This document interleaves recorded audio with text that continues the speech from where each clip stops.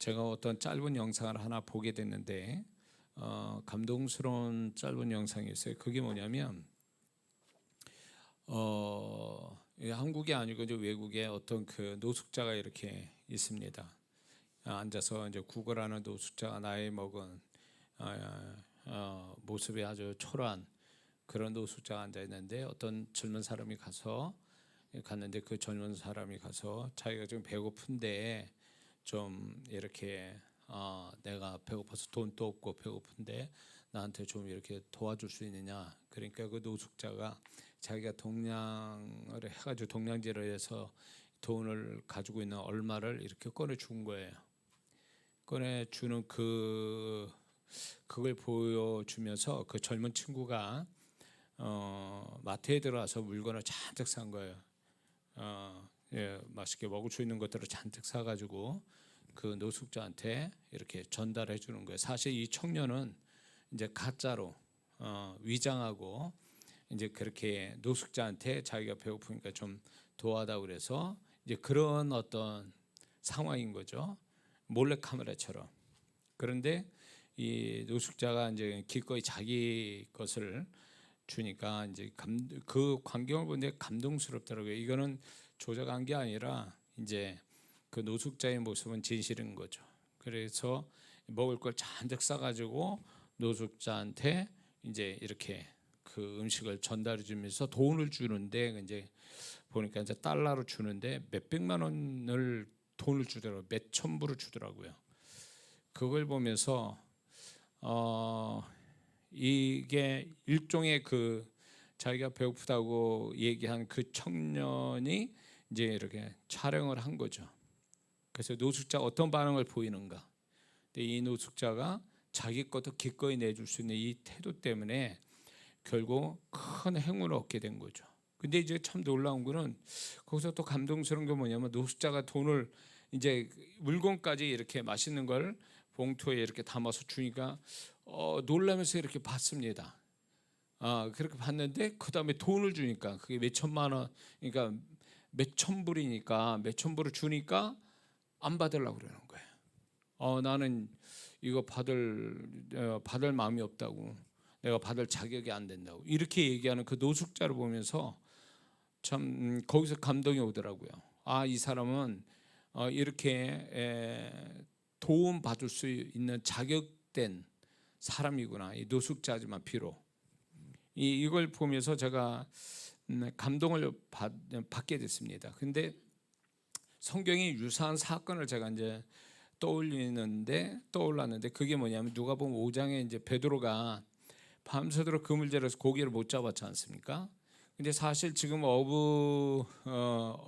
어업으로 이제 생계를 꾸려가는 분들은 사실 그날 배를 안 타면 그날은 수입은 없는 거잖아요. 그것처럼 그때 당시에 갈릴리 그 호수에서 이제 그 어업을 가지고 사는 사람은 매일매일 그때의 경제 사정으로 보면 그렇게 매일매일 고기를 못 잡으면 그날 어쩌면 처자식을 또 하루 양식을 먹여야 되는데 그렇지 못할 수도 있다는 거죠. 근데 지금 이제 베드로가 이제 밤새로 그물질에서 고기를 잡으려 좀 못 잡았다라는 거죠. 못 잡았으면 피곤하기도 하고 어떻게 보면 참 무기력하고 좀 실망스럽기도 하고 어떻게 보면 또 고기를 못 잡은 거에 대한 또 화가 날 수도 있고 이런 상황에서 이제 집에 들어가야 되는 상황이 된 거죠. 그런데 이제 예수님께서 오셔서 한 번 얼굴은 본 거죠. 요한복음 1장에 보면 동생에 의해서 예수님 한 번 얼굴을 본 거예요. 그러나 그때는 시큰둥하게 이제 가버린 그 상황인데 한 번 얼굴 본 구면인 그 예수님이 딱 왔는데 배를 빌리자고 그러는 거죠. 배를 빌리자고 그래서 배를 띄워서 결국은 배 주인 시몬은 같이 있을 수밖에 없는 거예요. 집에도 못 들어가고 피곤한데 아마 눈이 충혈되고 힘들었을 거예요. 그럼에도 불구하고 예수님이 좀 요청을 하니까 배를 띄우게 된 거죠. 저는 베드로의 이런 어떤 예수님을 잘 알지도 못하는 선생이라고 그랬거든요. 처음에는 예수님을 선생이라고 표현할 정도로 그런 예수님에 대해서 좀 이질감을 느끼는, 예수님에 대해서 별로 그렇게 관심도 없고 그 예수님의 호기심을 가질 만한 어떤 자기하고 어떤 같은 동질의 사람이 아니기 때문에 관심이 없었는데 그 예수님이 기꺼이 그 아침에 배를 띄우자고 그러니까 배를 띄우고 예수님 설교하는 것까지 다 들었단 말이에요. 이런 모습들이 이 베드로가 충분히 예수님께서 이 베드로를 그냥 고맙다고 이러고 가도 그만인 거죠, 예수님께서. 근데 베드로 보고 깊은 데 가서 그물을 내리라고 하신 이것은 그 이전에 베드로의 어떤 태도, 긍정적인 태도, 그런 상황 속에서도 예수님에 대해서 호의를 베푸는 이 베드로의 이 긍정적 태도가 결국 베드로 자신은 엄청난 축복을 받는 시작이 된 거죠. 동기가 된 거죠. 그래서 여기서 우리가 알 수 있는 게 예수님은 어떤 우리가 큰 일을 해서 뭔가 크게 축복하신다라고 보다도 우리가 그분의 마음에 들게 어떤 태도만 보인다면 그 태도 때문에 축복하신다는 거죠. 그 태도 때문에. 근데 우리는 그 최소한의 태도를 그분이 기뻐한, 그분이 바라시는 태도를 갖지 못해서 그분의 축복을 놓치는 경우가 많다라는 거죠. 그래서 제가 이제 신앙생활 저도 하면서 느끼는 게 뭐냐면 왜 그렇게 신앙생활을 오래 하고 예배도 많이 드리고 기도도 많이 하고 봉사도 많이 하는데 왜 그것만큼의 하나님의 손길이 축복이 나타나지 않는가? 이거에 대해서 저도 의문을 가졌거든요. 꼭 신앙이 이렇게 뭐 고행하듯이 불교에서 말하는 그 고행하듯이 해야 이게 뭐가 나오는 거냐? 라는 아주 원초적인 저게 스스로 질문을 갖게 된 거죠. 근데 성경을 보면 지금 얘기한 베드로 같은 경우도 2배에 가득 채우는 한 번에 그물질을 2배로 가득 채웠다? 그러면 베드로가 그만큼 뭔가를 했다는 얘기입니까? 그건 아니잖아요. 베드로가 한 거는 그 전에 뭘 한 거예요? 그냥 배 빌려드리고 기다려 준 것밖에 없는 거예요, 사실은. 그리고 베드로는 그걸 통해서 예수님께 예수님이 뭐 나한테 뭘 줄까라고 기대감 가지고도 한 것도 아니란 말이에요. 그럼에도 불구하고 최소한의 예의를 갖추고 최소한의 긍정적 예수님의 요청에 긍정적 태도로 보인 그 하나가 엄청난 한 번의 수고로 2배에 가득 채우는 물고기를 채움을 받았다는 것은 주님은 결국은 어떤 그 전에 우리가 뭔가를 많은 일을 하기 때문에 많은 축복을 주시는 것을 그렇게 생각하신 게 아니라 우리가 최소한의 주님께서 원하시는 태도만 가지면 그분은 얼마든지 베드로의 경험처럼 많은 걸 주실 수도 있는 주님이라는 걸 거기 계시하고 있는 거거든요. 왜 그런 주님은 우리는 못 만나냐는 거죠. 근데 그 주님을 못 만나게 되는 이유를 가만히 생각해 볼 때 우리가 그분이 바라시는 직전에 그분이 바라보시는 우리의 모습에 태도가 마음에 안 드는 부분이 있을 거라는 거예요. 태도가. 그분은 어떤 행위를 크게 가져서 축복하는 게 아니라 그분이 바라시는 건 태도의 문제거든요. 마음의 태도든 행위의 태도든 뭔가 그분이 바라시는 태도를 가질 때에 그게 주님이 야, 너 그 정도면 됐어. 나는 내가 바랐던 거 그거야. 그렇기 때문에 네가 그 태도를 나한테 보였기 때문에 그래, 내가 생각한 대로 너를 축복할게. 이런 식이거든요. 우리가 언제 뭐 구원받자고 수고한 적이 있습니까? 내가 죄인 된 자가 구원받으려고 의인 되려고 노력한 적이 있냐고요. 그분은 내가 원하지 않을 때 오신 분이라고요. 우리가 원하지 않을 때 하나님이 이 땅에 독생자 예수님이 오셔서 우리 위해서 기꺼이 생명을 던져 우리를 구원하신 분이거든요. 그런 분이세요. 그렇다면 그래서 구원을 주신 그 하나님이 우리에게 뭘 더 큰 걸 바라시겠냐는 거죠. 우리가 구원받는데 무슨 수고를 했습니까? 복음 듣고 예수님이 영접할 마음만 있으면 입술 벌려 그분의 진실한 마음으로 그분을 마음속에 영접하고자 하면 그 구원받는 거잖아요. 최소한의 태도잖아요. 최소한의 마음의 태도, 최소한의 진실한 고백, 이것만 바라시는 거잖아요. 그거 가지고도 크게 축복하신 분이잖아요. 이 구원의 원리가 우리 삶 속에 하나님은 이 원리에 따라서 우리를 축복하신다라는 거예요. 근데 우리는 그거를 엄청나게 우리가 수고를 많이 했음에도 불구하고 수고만큼 또 못 받고, 수고 이상은 받는 건 고자고 수고만큼 또 못 받고 수고한 것에 10분의 1이나 받을까, 이렇게 하면서 신앙생활 하는 게 이게 정상적이냐 이거예요. 이게 맞는 얘기냐는 거예요. 좀 이상하다는 생각 안 됩니까? 난 죽으라고 했는데 나는 나름대로 최선을 다했는데 그 결과가 나타나지 않는 거에 대해서 이게 뭐가 어딘가에 문제가 있다라고 생각해 본 적이 없느냐는 거예요. 근데 오늘날 안타까운 게 뭐냐, 많은 성도들이 생각 없이 신앙생활 한다는 거예요. 그냥 하니까 하는 거고, 오래니까 오고 가라니까 가고 집사니까 하는 것 뿐이고, 그런 식이에요. 아무 생각 없어 그냥.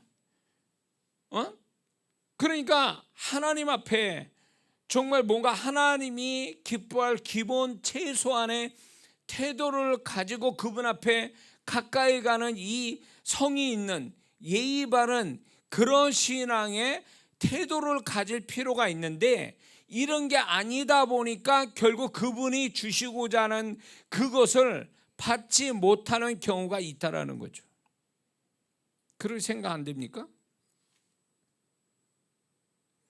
제가 집회를 해보니까, 제가 이제 집회를 정확하게 하자면 21년 했죠. 교회 바깥의 집회를.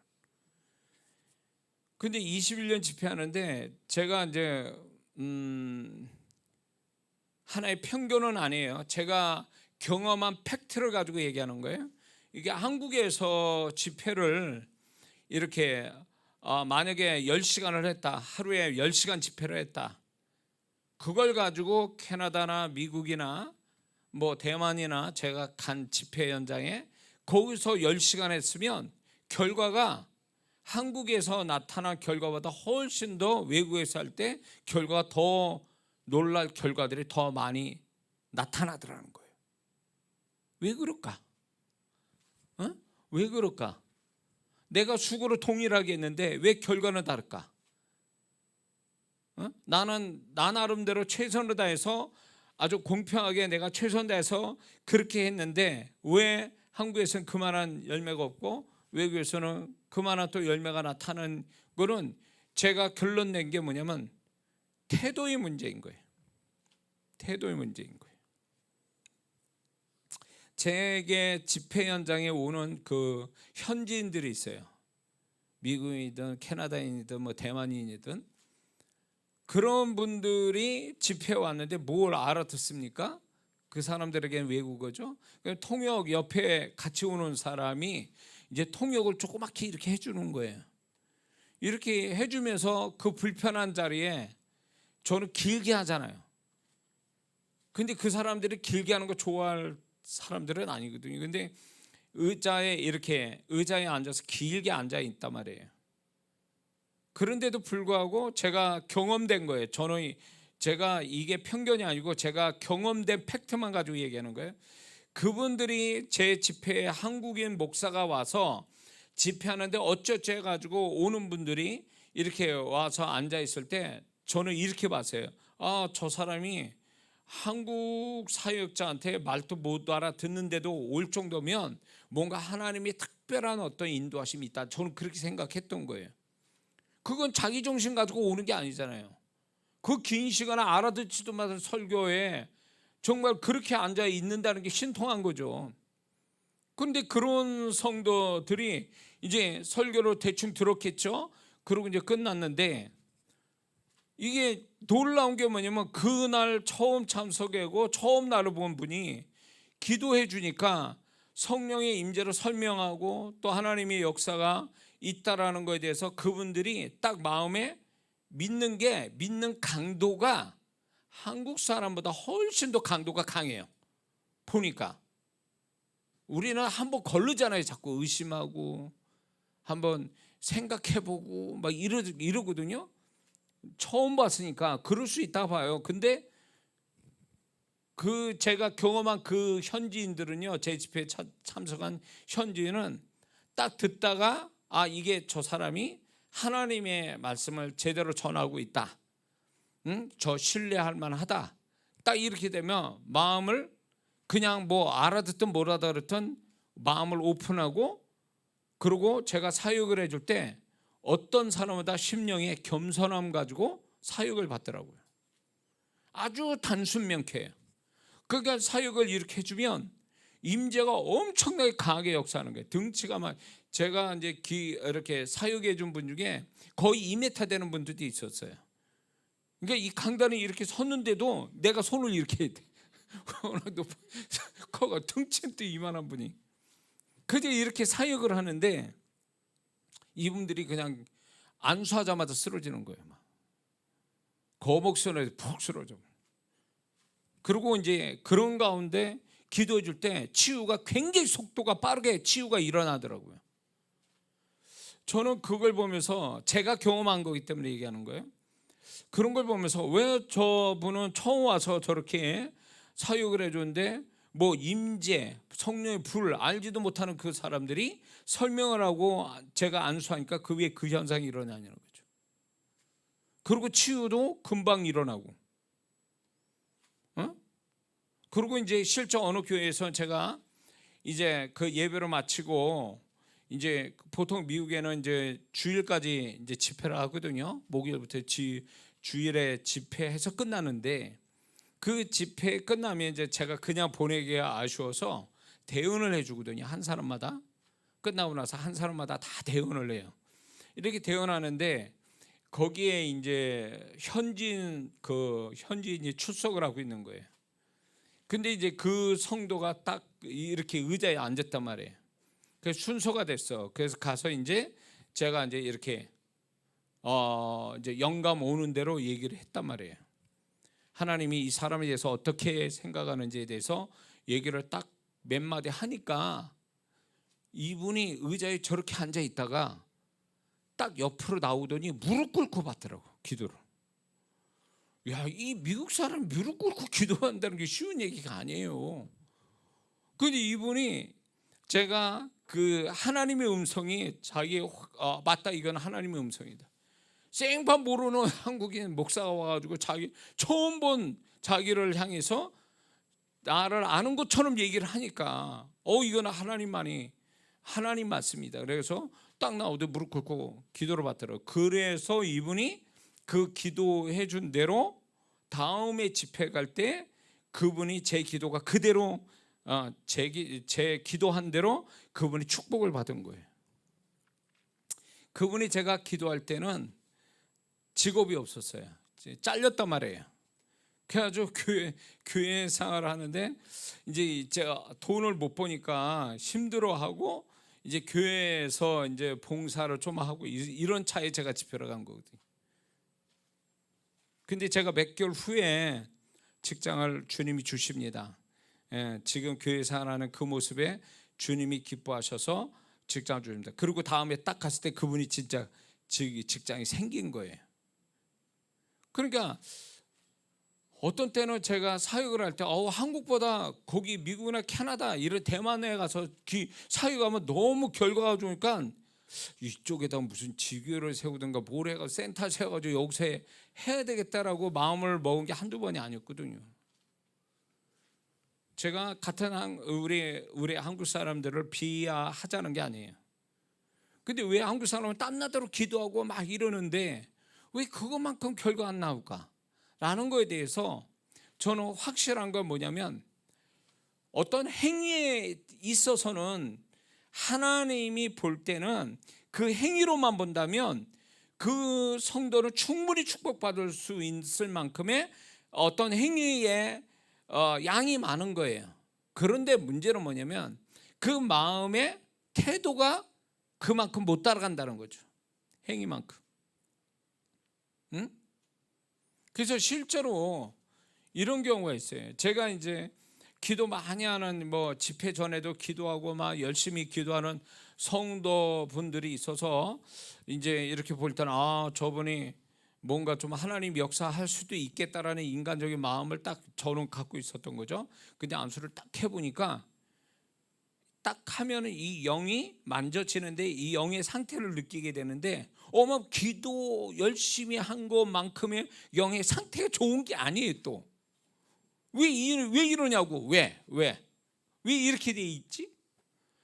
의문이에요. 저도 왜 그렇게 기도한다던가 뭔가 이렇게 행위의 양은 많은데 그것만큼의 영의 상태가 좋지 못하다는 이 부분이 이게 좀 언밸런스인 거죠.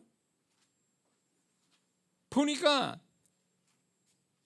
이게 마음에서 좀 제가 느껴지는 게 하나님 앞에서는 단순한 마음을 가지고 있어야 되는데, 단순하고 겸손한 마음이 있어야 되는데 왜 이렇게 생각이 많고 복잡하고 그리고 또 마음에 교만도 있어. 되지도 않는 교만을 또 갖고 있어. 이러니까 하나님이 뭔가 역사하는데 자꾸 그런 부분이 걸림돌이 되는 거예요. 만약에 베드로가 약간 그 배를 빌려드리는 대신 인상을 좀 썼다든가 뒤에 가서 뭐 시시거렸다든가 이랬다면 과연 예수님이 그 베드로에게 이런 혜택을 주셨을까요? 안 주셨을 거예요. 응? 베드로가 정말 마음 한구석에서도 속으로 이렇게 씩씩거리면서 표를 안 내면서, 보통 이 어업하신 분들이 거친 이 바다하고 상대를 하다 보면 거친 성격을 가질 수밖에 없거든요, 사실은. 그런데 이제 베드로도 그랬을 거 아니에요. 그거를 생업을 했으니까 얼마나 성격도 그럴 수 있잖아요. 베드로가 제자 생활을 이렇게 보면 그의 성격이 나오잖아요. 그런 사람이거든요. 그러면 속으로라도 얼굴 표 안 내고 속으로도 씩씩거릴 수도 있잖아요. 만약에 주님이 다 아시는 주님께서 만약에 속에 그런 태도를 가졌다면 예수님이 절대로 베드로한테 그런 축복을 주시지는 않았을 거라는 거죠. 주님이 베드로를 그렇게 한 번에 2배를 채우는 고기를 주셨다는 건 베드로의 그 전에 태도가 그분의 마음에 들었던 거죠.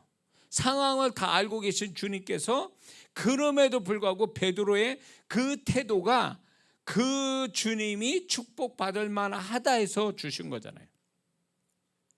축복의 양을 보면 그 이전에 베드로의 태도가 주님 앞에 얼마나 그분이 기뻐할 태도로 가졌느냐를 예측할 수 있는 거죠. 계시하는 거죠, 크게. 또 하나 우리가 알 수 있는 건 요한복음 6장에 보면 오병이어 사건, 5,000명을 넘는 사람을 보리떡 5개, 물고기 2마리로 이제 5,000명이 넘는 사람 먹었다라 할 때 한 소년이 바친 점심 식사잖아요.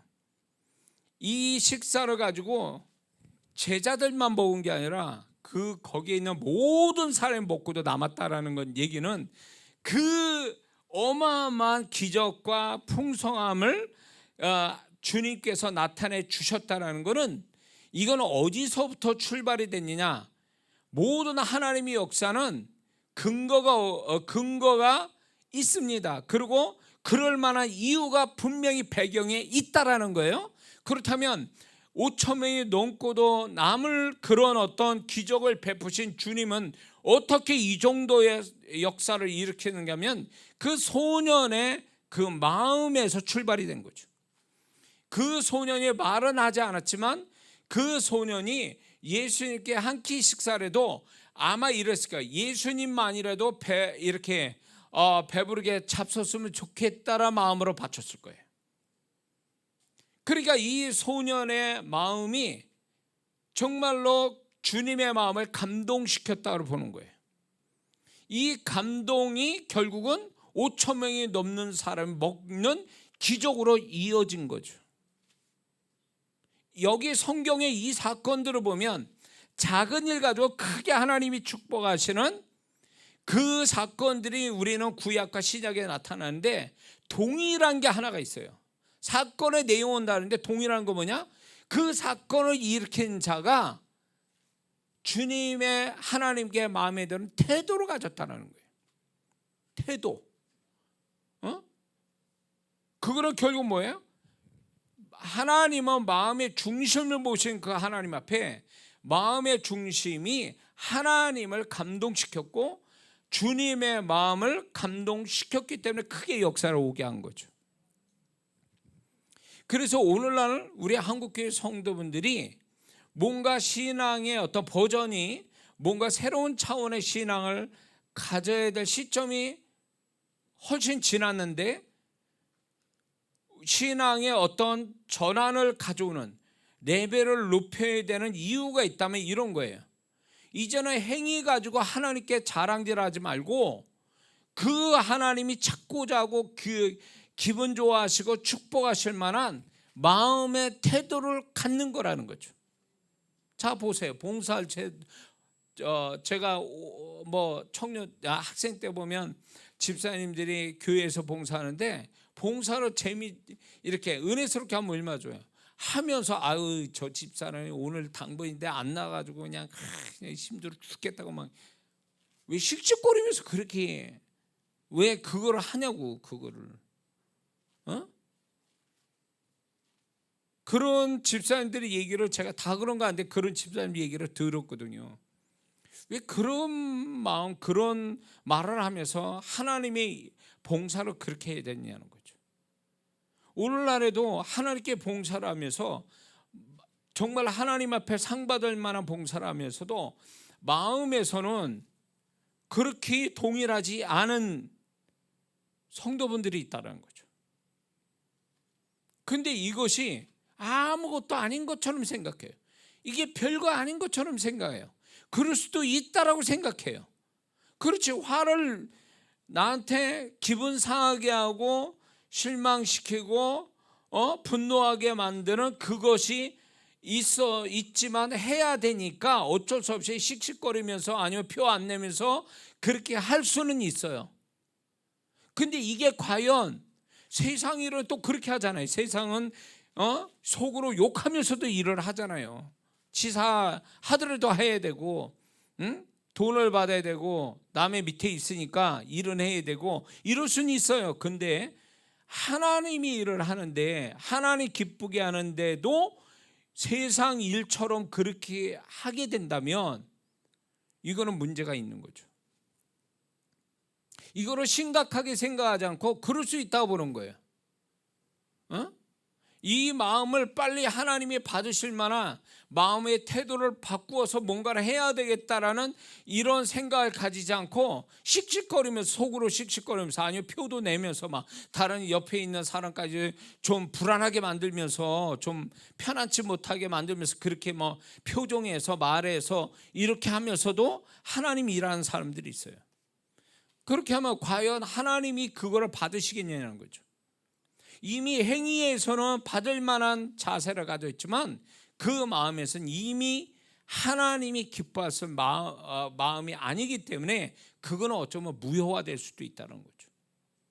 무효화되는 거예요. 응? 베드로가 인상을 한 번만 썼다면 끝난 거예요. 그거는 주님이 그렇게 축복할 것 같습니까? 오병이어를 바치는 그 소년이 정말로 그 헛소리라도 한번 내가 먹고 싶은데 이 아저씨가 자꾸 갖다 더니 가져오라고 그래서 지금 가져왔어요. 이렇게 말만 했다 치면 끝난 거예요. 근데 우리는 왜 신앙생활을 할 때에 왜 행위만 가지고 하나님께 명함을 내밀려고 그러냐 그거예요. 마음은 막 엉망진창이고 하나님 기뻐할 수 없는 마음의 태도를 가지고 왜 하나님이 거룩한 일을 상받을 일을 그렇게 해야 되냐는 거죠. 그러니까 이게 행위와 마음이 따로 노는 이것이 결국은 자기 축복을 다 깎아먹는 거죠. 무효화시키는 거죠. 우리가 그 직전에 그런 일이 있을 수 있어요. 화나게 하고 김 빠지게 하고 사람 불안하게 만들고 뭐 이런 일들이 그 즉시에 딱 생겨가지고 그렇게 할 수는 있어요. 그렇다 할지라도 그 마음이 하나님이 먼저 받으실 만한 마음을 갖게 해서 애써야 돼서 애써서 하나님 받으실 만한 마음을 가지고 행위를 가져야 이게 정상인데, 그렇지 않으면 무효화된다는 거죠. 그 행위가 행위값을 못 받는다는 거죠. 제가 이제 집회를 하다 보면 별일이 다 있어요. 별일이 다 있는데 항상 기분 좋은 일만 있는 건 또 아니거든요.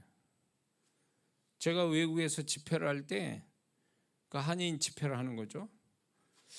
어떤 교만한 어떤 권사님이 한 분 계셨는데 그분이 저를 속을 뒤집더라고. 그 뒤집어가지고 집회를 들어가야 되는데 직전에 그분이 나한테 아주 노골적으로 본인들이 잘못해놓고 왜 나한테 탓을 돌리냐고. 집회 들어간 직전에 저는 집회를 하게 되면 굉장히 영이 예민해지거든요. 굉장히 성령으로 충만하면서 예민해져요. 그러면 이게 영적인 어떤 이게 평상시보다 훨씬 더 속도감이 있고 깊어지기 때문에 이게 나와 상관없이 그게 보여지고 들려지고 막 늦게 올 때가 너무 많거든요. 그래서 집회 때는 이제 되도록이면 사람 안 만나고 말을 잘 안 하는 이유가 여기 있거든요. 근데 그렇게 이제 그런 분들이 무지막지하게 막 이렇게 들어와서 제가 영의 타격을 받았어요. 집회는 들어가야 되는데 거의 1시간 동안 기도만 했어요. 다 같이 다 기도하죠. 집회 직전에 할 때 항상 기도하니까 기도를 시킨 거예요. 그래서 나도 기도하면서 내가 이 마음에 상처받은 이거를 해결하지 못하면 집회가 안 되고 주님의 통로자도 안 되고 오늘 참석한 그 사람한테는 아무것도 제가 흘려보낼 수 없는 게 되기 때문에 이 마음이 고쳐질 때까지, 그분이 받으실 만한 마음 상태가 될 때까지 1시간 동안은 방언 기도만 같이 이렇게 하다가 이제 주님이 제 마음을 고쳐주셔서 이제 집회가 시작된 적도 있어요. 이런 일들이 자주 일어났어요. 집회 때마다. 그래서 사람을 안 만나고 심지어는 담임 목사님도 안 만나요. 왜냐면 영이 이게 제가 너무 힘드니까, 이게 막 부딪혀 오는 게 힘드니까 말 한마디 해도 막 이게 다 밀려 들어오니까 내가 카바를 하지 않으면 이게 집회에 막 쏟아내야 될 것을 그 외에 막 이 데미지 받아가지고 제가 집회를 잘 못하는 경우도 있었거든요. 그러니까 주님은 집회를 하게 되면 주님은 제가 어떤 마음의 태도로 갖고 있는가를 굉장히 중요시 여기거든요. 왜냐하면 내가 아무리 기도를 많이 해도 마음이 그만한 준비가 돼 있지 않으면 그분이 저를 통해서 역사하는데 제한을 받아요. 내 심령에 의해서. 그러니까 그분은요, 내 심령을 보시고 모든 걸 결정하시는 분이에요. 심령 상태 안 좋으면 아무것도 되질 않아요. 그분이 저를 통해서 이렇게 흘러갈 게 없는 거예요. 막힌 거예요. 내가 막혀버리니까 정말 열심으로 기도하고 온 성도들한테 완전 죄 짓는 거예요. 그분은 내가 통로가 막혀버리기 때문에. 제가 이게 집회 가운데 이게 너무 경험되기 때문에 어떻게든지 마음이 그분이 받으실 만한 마음 상태를 유지하는 게 얼마나 힘든지 몰라요. 근데 사단은 이걸 아니까 항상 그렇게 찔러대는 게 있어요. 그 집회 직전에부터 찔러대는 게 있어요. 그거를 이기느냐고 얼마나 힘든지 몰라. 혼자서 그걸 이기려고. 저는 이거를 보면서 확실하게 제가 여러분에게 말씀드리고 싶습니다. 할 수 있는 것도 뭐냐면, 주님은 주님이 원하시는 마음 상태, 마음의 태도를 가질 때 비로소 그분은 풍성하게 일하시는 주님이시구나. 그렇기 때문에 여러분들이 행위를 자랑하지 마세요. 행위를 앞세우지 말라고요. 그 행위가 마음의 상태, 마음의 태도하고 맞아 떨어져야 이게 가치가 있고 그 열매가 있고 축복이 있는 거지, 행위와 마음이 동일하지 않은 상태에서 만약에 이게 마음의 태도가 불량이면 행위값도 쳐주지 않을 수도 있어요. 그러니까 주님을 모르니까 우리는 그냥 행위만 열심히 가지면 집사님이 칭찬하면 그게 전부, 그게 다 축복인 줄 알지만 그건 인간끼리 서로가 칭찬해주고 영광을 서로 주고받으니까 그럴 수는 있어. 그러나 하나님은 그렇게 안 보신다는 거죠. 마음 태도가 잘못되면 축복 받기가 어려워요. 얘기한 베드로나 얘기한 그 오병이어 소년이 뭐 그렇게 대단하게 뭘 했어요? 대단하게 뭘 했냐고. 한 게 없어요. 그분이 바라시는 심령만 가지고 있었던 거죠. 마음의 태도가 그분의 마음에 드니까 그분이 엄청난 역사를 가졌잖아요. 천국을 갔다 왔다는 사람들이 이제 제가 이제 이렇게 영상을 보게 됩니다. 그 글도 읽게 되는데 다 믿을 건 아니에요. 여러분들 그거 아셔야 돼요. 다 믿을 건 아니지만 한 가지 분명한 건 천국은 정말 우리가 이 땅보다 더 정말 우리가 영원히 살 정말 하나님의 은혜로 예수님으로 말미암아 가는 천국에 대한 그 축복이 어마어마하다는 것에 대한 소망을 갖는 건 중요해요. 지옥을 갔다 왔다는 사람도 그 어마어마하게 그 지옥의 고통과 무서움을 전달해 줌으로 해서 그게 100% 아니어도 내가 안 가봤으니까 아니더라도 경각심을 가질 필요는 있어요. 그래서 여러분들이 가끔가다 신앙이 느슨해진다? 그러면 천국 간증하고 지옥 간증 한번 보세요. 도움이 될 겁니다. 도움이 될 거예요. 그래서 신앙이 어떻게든지 내가 확실하게 주님을 위해서 사는 그런 마음을 가져야 되는데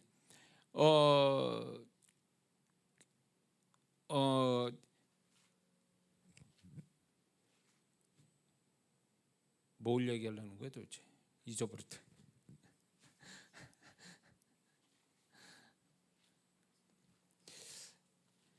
우리가 그런 거를 통해서 우리가 마음가짐을 다시금 새롭게 갖는다는 게 얼마나 중요한 얘기인지 몰라요. 오늘날 하나님 이걸 얘기하는 게 천국에 갔더니 어떤 분이 이제 지금 현존하고 있는 사역자예요. 그 사역자가 천국을 은혜로 갔다 왔는데 정말 고귀한 천국에도 차별이 있거든요. 이건 다 같이 얘기하는 차별이 있고 등급이 있단 말이에요. 소위 말해 레벨이 다르다는 거죠. 근데 높은 레벨에 있는 영광을 취하는 그런 분들을 만났는데 전혀 알지 못한 사람들이라는 거예요. 그런 분들이 있다는 거예요. 유명한 분들도 있지만 그렇지 않은 분들이 있다라는 거예요. 근데 그렇지 않는 분들이 어떤 하나님에서 어마어마한 유명한 일을 한 게 아니라 정말 주님과 함께 살아서 주님의 마음에 정말로 연합되어 살아가는 삶을 이 땅에 사는 자들, 이런 자들이 존귀함을 받더라 이게 천국에서. 근데 그분들의 심령이 이 땅에 살 때 그 심령이 보통 사람과 다르다라 그 얘기예요. 그 심령이 세상에 물들지 않고 그분이 원하시는 심령을 항상 투명하게 가지고 그분이 기뻐하는 마음을 가지고 살아온 거에 대한 상급이 천국에 있더라 그 얘기예요. 저는 그걸 보면서 우리가 깨달아야 될 게 뭐냐면 우리가 너무 행위를 앞세우다 보니까 마음이야 어떻게 됐든 이건 상관없다라고 하는 이 신앙이 굉장히 위험하다는 거예요. 이런 신앙은 주님 앞에 굉장히 헛수고하는 신앙, 행위로서도 행위를 가졌는데도 보상을 못 받는 신앙이 될 확률이 높다라는 거예요. 그러니까 마태복음 23장에 종교 지도자를 그렇게 무섭게 책망하는 것도 그들의 행위는 100% 온전한 거지만 그들의 마음이 행위에 못 쫓아가는 반대적 마음이니까 주님이 그걸 책망하시잖아요. 그러면 결국 그 얘기는 뭐예요? 그들의 존재를 책망했다는 건 그들이 행한 것도 인정 못 받는 결과를 가져온 거잖아요. 그러니까 오늘날 우리가 신앙생활 할 때 행위 가지고 그거를 훈장처럼 여겨서는 안 된다, 그 얘기예요. 응? 근데 오늘날 교회 안에서 성도분들이 뭔가 하나님에서 뭘 한다 그러면 그게 훈장처럼 여기고 있어. 목사님이 칭찬하고 집사님 칭찬하고 옆에 있는 사람이 칭찬하니까 자기는 또 중요한 일하니까 대단한 걸로 이 생각해서 건방 떨다가 정말 마음으로는 하나도 하나님 기뻐할 마음을 안 가진 상태에서 그렇게 해버리면 그 사람의 행위가 쳐주겠냐, 이게 축복으로 쳐주겠냐? 아니라 보는 거죠.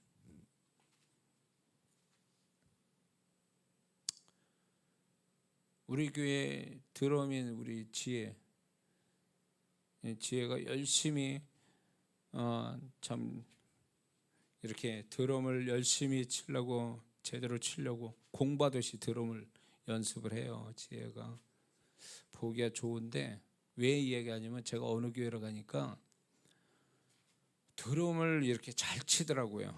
근데 보니까 그 친구가 찬양을 지도하는 그 소위 말하는 찬양 인도자인 거예요. 드러머가 막 드럼 치는데 드럼은 아주 능숙하게 치더라고요. 근데 그 심령을 제가 보게 됐어요. 딱 심령을 보니까 내가 목사님한테 얘기했어요. 목사님, 저 청년은 주님이 불러서 얘기를 해야 될 것 같아요. 왜? 제가 그런 얘기했어요. 저 청년은 심령 안에 세상이 살아 있어서 뭔가 드럼 이 소리가 굉장히 귀에 거시르고 이게 거룩하게 안 들린다고 제가 얘기했어요. 나중에 목사님 얘기하는 게 걔가 그런 애였어요. 양다리 걸치고 신앙생활하는 친구.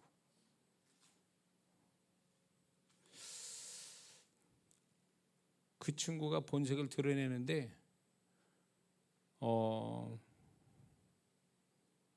좀 잘 쳤으면 좋겠다 이렇게 얘기하니까 그 다음날 안 나왔어요. 안 나왔어.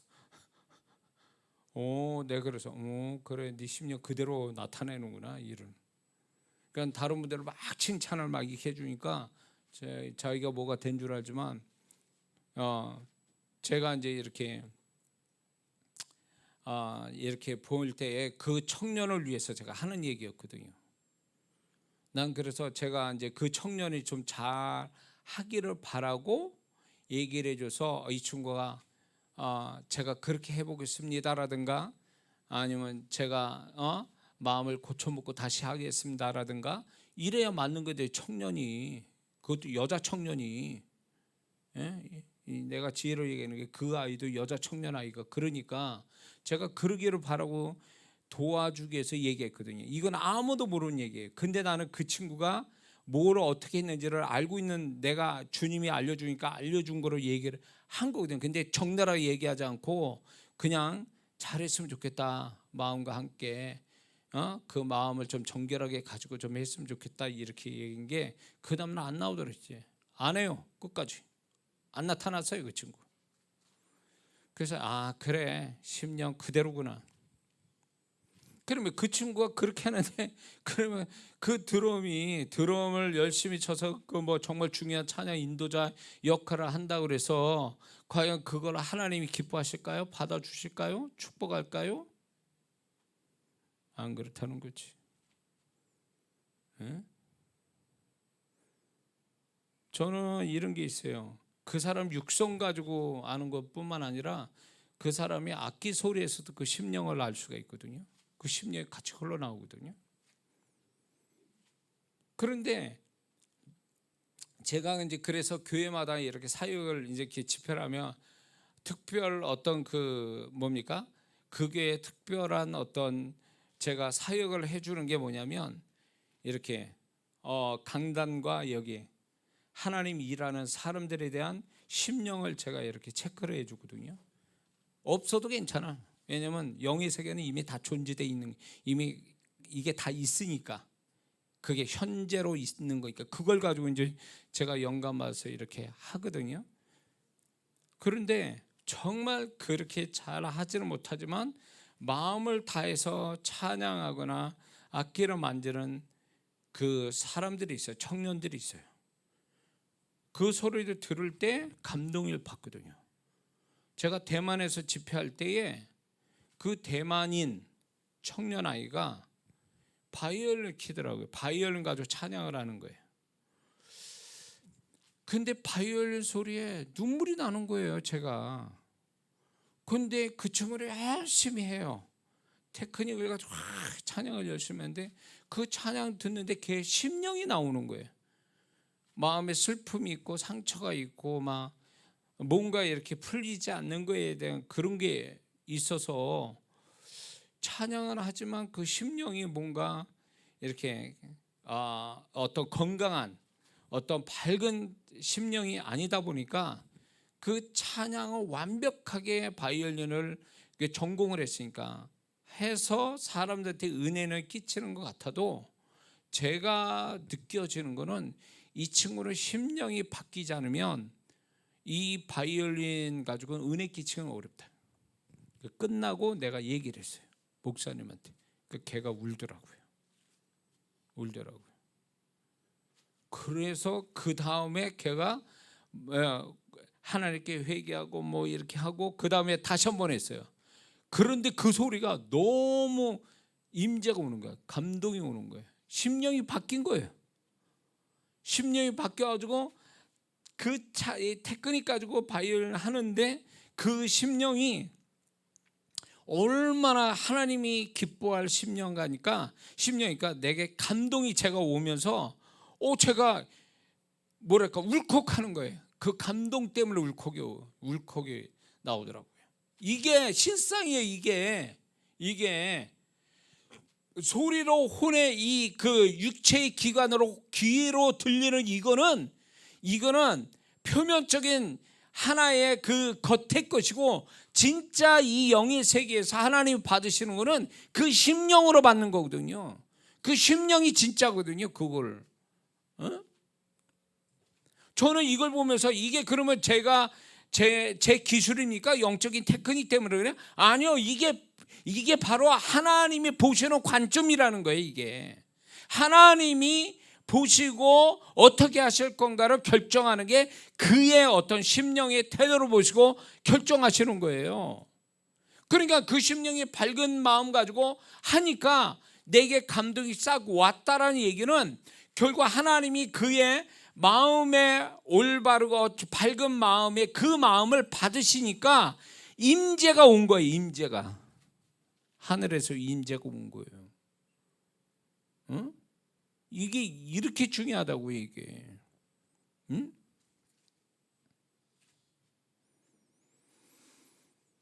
그래서 이게 이런 게 있습니다. 신앙이 좋아지면 좋아질수록 하나의 그 나타나는 특징 하나, 그 특징 중에 하나가 뭔지 아세요?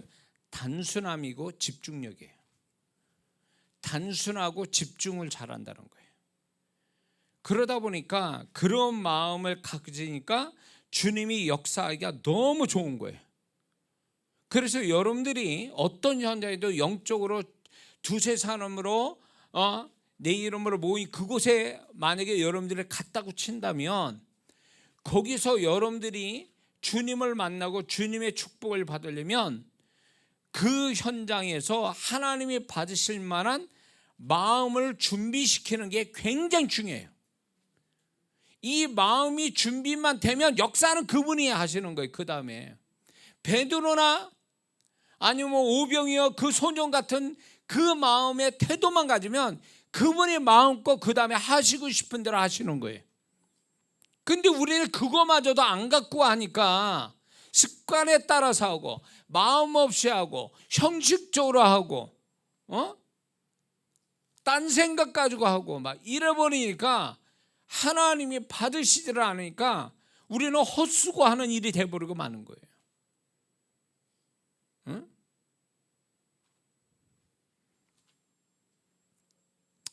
여러분들 또 이제 식당에 가면 바쁜 아주 맛집이라는 데 가보면 특히 이제 고급 레스토랑이나 아니면 정말 제대로 격식 갖춘데 뭐 이렇게 바쁘게 막 대기 번호 막 엄청 받고 한두 시간, 2시간씩, 3시간씩 기다렸다 들어가는지, 이런 집에 가보면 그 종업원이나 일하는 사람들이 얼마나 바쁘게 일을 합니까? 굉장히 집중력 가지고 그 일을 잘 해내기 위해서 얼마나 단순하고 집중된 어떤 생각 가지고 집중력 가지고 그 일을 얼마나 잘 해냅니까? 그러니까 즉시 맛있는 음식이 나오고 이러는 거 아닙니까? 근데 저는 그걸 보면서 우리가 왜 주님 앞에 이만큼의 단순한, 이만큼의 집중력을 가지지 못하는가에 대해서 이거는 문제다라고 보는 거예요. 응? 왜 거저 얻으려고 하느냐 그거예요. 하나님을 왜 먼저 기쁘게 하는 태도를 왜 못 드리냐 그거예요. 하나님을 기쁘게 할 마음의 태도를 안 가진 상태에서 축복만 구하려고 하니까 그분은 존중을 못 받으시는 거예요. 내가 그분이 기뻐하는 마음의 태도로 가져야 그분이 먼저 그걸로 해서 존중을 받으시는 거고, 그분이 존중받으신 거 가지고 우리를 축복하는 건데, 내가 먼저 주님을 존중해 드리지 못하는 것 가지고 축복만을 구하니까 이게 하나님이 불쾌하게 여기시는 거죠. 하나님이 그 축복을 기쁘게 하시지 못하는 거예요. 왜 우리는 먼저 성의를 가지고 진심을 가지고 최선을 다해서 그분을 좀 더 정말로 기쁘게 해드리는 그 마음의 태도를 왜 못 갖느냐는 거예요. 왜 이런 거에 우리는 중요하게 여기지 않느냐는 거예요. 왜?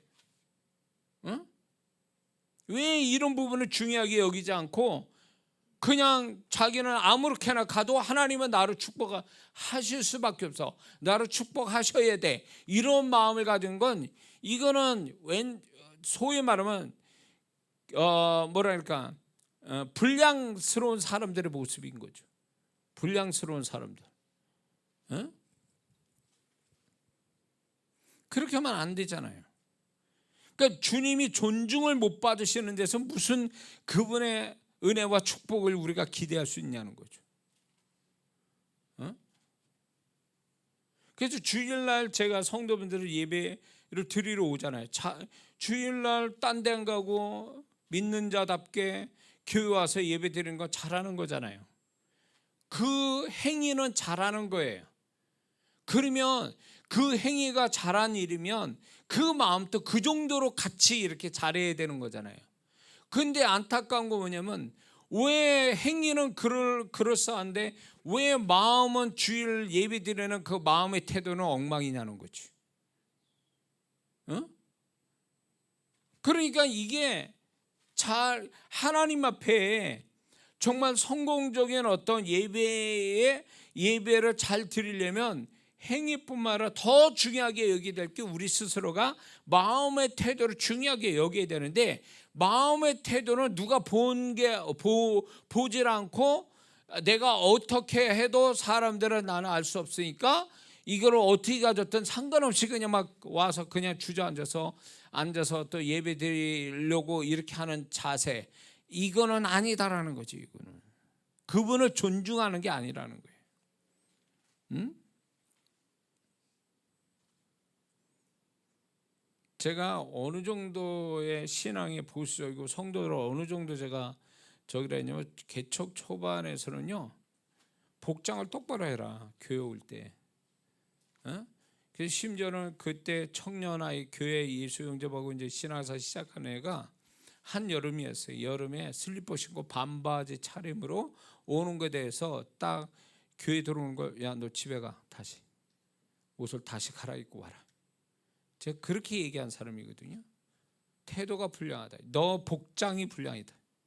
그래가지고 무슨 예배를 드리냐 하나님 앞에.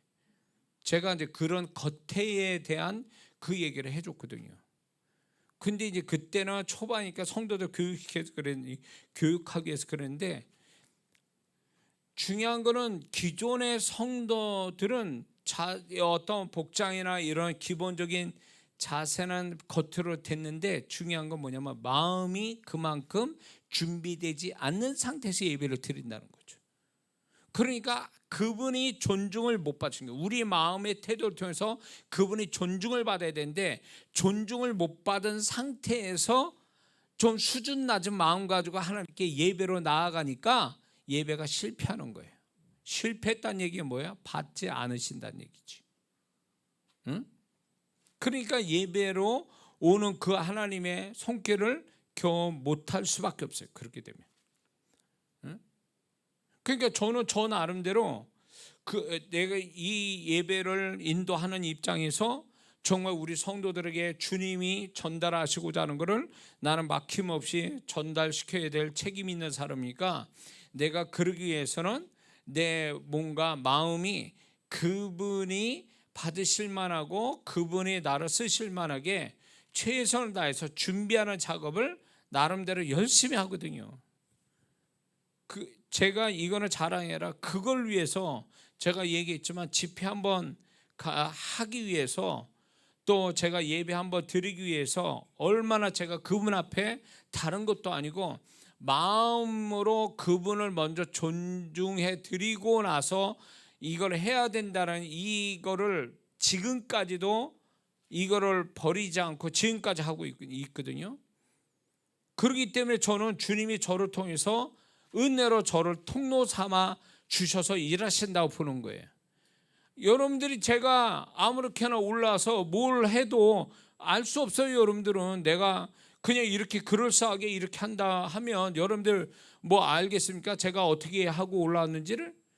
그러나 주님은 알고 계시는 거예요. 근데 이게 여러분에 대한 예의가 아니에요. 제가 뭐 기도하고 뭘 하고 이렇게 준비하고 마음에 준비하고 이런 게 여러분을 위한다라기보다는 먼저 그분을 존중해 드린다. 왜냐하면 그분이 받으실 만한 거고 그분이 축복하실 만하게 내가 최선을 다해서 그분 앞에 겸손한 마음으로 그분의 높임을 받으시기 위해서 내 나름대로 격식을 차려서 그분에게 영광을 돌린다는 마음 가지고 하니까 그분이 그걸 받으셔서 이제 여러분에게 주님의 통로자가 되게 은혜를 베풀어 주시는 거죠. 응?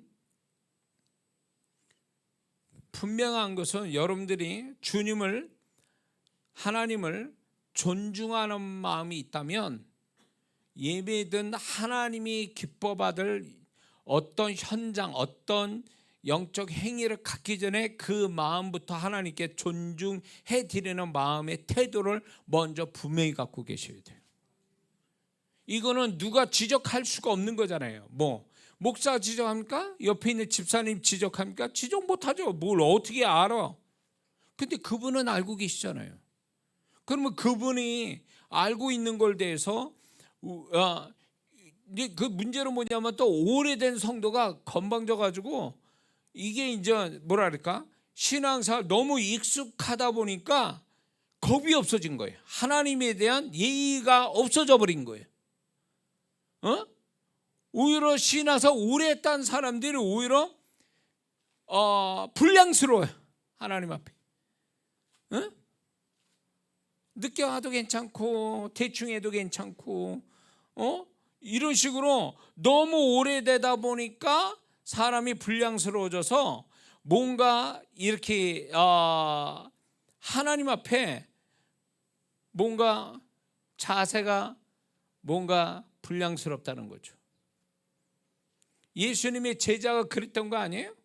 예수님의 제자들이 처음에는 다 생업을 버리고 주님을 쫓았는데 이제 3년 반 되니까 예수님하고 얼굴 맞대고 같이 밥 먹고 화장실도 갔다 오고 이런 사이가 되다 보니까 예수님이 이제 보는 관점이 달라지기 시작한 거죠. 그러니까 예수님이 나중에는 제자들이 도망갈 정도의 예수님이 자기 생명보다 못하다라고 생각해서 도망간 거잖아요. 그 정도 수준까지 이제 예수님이 그 수준으로 본 거잖아요. 그 제자들이. 이게 어디서 왔냐고 이게 도대체. 오래 예수님과 같이 있다 보니까 이게 맘먹는 거 이제 예수님 또 이제 소위 말해 처금보다 더 예수님이 귀한 분이구나. 섬기면 그 찬양이 있어요. 옛날 찬양. 섬기면 섬길수록 더 귀한 주님. 이 찬양 가사에 제가 굉장히 은혜 받거든요. 그 남자분 나이가 이제 지긋하게 드신 분이 목소리 저음을 가지고 찬양을, 옛날 그 찬양이 그 가사 중에 하나가 뭐냐면 성기면 성길수록 더 귀한 주님. 그 찬양인데 제가 굉장히 감동받았거든요. 그래야 되는데 거꾸로 된 거예요. 성기면 성길수록 더 우스워지는 주님. 그러니까 주님하고 맞먹는 거예요 이제는. 어? 이게 더 주님 앞에 뭔가 그분을 높인다, 존중해 드린다는 것이 우리의 행위에서도 나타나고, 더 중요한 건 우리 마음에서도 나타나야 되는데, 행위는 그럴싸한데 마음에서는 엉망인 거지. 그건 존중하는 게 아니잖아요. 오히려 예수님 믿고 신앙생활 처음 하는 사람들이 더 아주 진지하고 아주 성실하고 겸손하고 최선을 다해서 하나님 앞에 예배면 예배, 기도면 기도면 그렇게 하더라는 거예요. 그러면 이제 오래된 성도가 이런 말 하죠. 아, 나도 그런 때가 있었어. 그러면서 지금 자기가 지금 이렇게 하나님께 건성을 하고 대충하고 얼렁뚱땅하고 그리고 수준 낮게 하는 그거에 대해서 별거 아닌 것처럼 하는 거예요. 그러니까 가면 갈수록 새 성도는, 새로 예수 믿는 성도는 은혜 받고 뭔가 하는데, 오래된 성도일수록 은혜를 못 받아. 오래된 성도가 이런 게 있어요. 목사하고 오래된 성도가 은혜를 더 못 받더라. 그거예요. 못 받더라 그 얘기예요. 왜 그럴까? 너무 오랫동안 목사님 설교 들으니까 이제 만만하게 들리는 거지, 모든 게. 재밌는 얘기는, 새 성도가 처음 들어와서 목사님을 하나님 같이 보다가 시간이 좀 가서 목사님 좀 뭔가 얼굴 끼고 이러면 목사님이 목사님 같이 보이고, 세월이 좀 더 가면 목사님이 권사님처럼 보이고, 세월이 가면 이제 목사님 집사님 같이 보이고, 세월 가면 자기하고 맞먹는 사람이 되는 거지. 목사가 얘기하면 토로 달고 계속 한마디 하면 10마디 하는 그렇게 돼버린, 이게 우스운 얘기지만 결국 그거는 뭘 얘기하냐면, 뭔가 신앙이 좋아지면 좋아질수록 주님을 존중하는 마음이 많아져야 되는데, 왜 존중하는 마음이 아니라 왜 그분을 더 무시하는 태도로 갖고 있느냐는 거예요. 근데 그게 아무것도 아닌 것처럼 생각해요. 주님을 섬기면 섬길수록 더 귀한 주님인 것을 그렇게 여겨서 그분 앞에 그런 태도로 보여야 되는데, 행위뿐만 아니라 마음도 그런 태도로 가져야 되는데, 그런 태도가 안 보일 때에 그건 이제 서서히 변질돼 가는 거죠. 제자들 3년 반 지난 제자의 모습이 그 성도의 모습이 되는 거예요.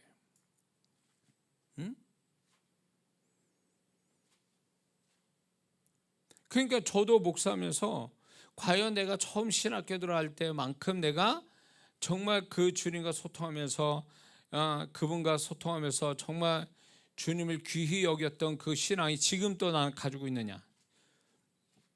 30년 넘게 이제 이렇게 목회하면서 나는 그 신앙을 유지하냐, 더 좋아졌냐, 더 안 좋아졌냐. 기술과 영적인 기술과 능력은 생겼는데 하나님을 대하는 태도가 내가 정말로 그분을 무시한 건지 아니면 더 존중하고 존중해 드리는 건지, 이게 너무너무 중요한 문제죠. 여러분은 어떻습니까?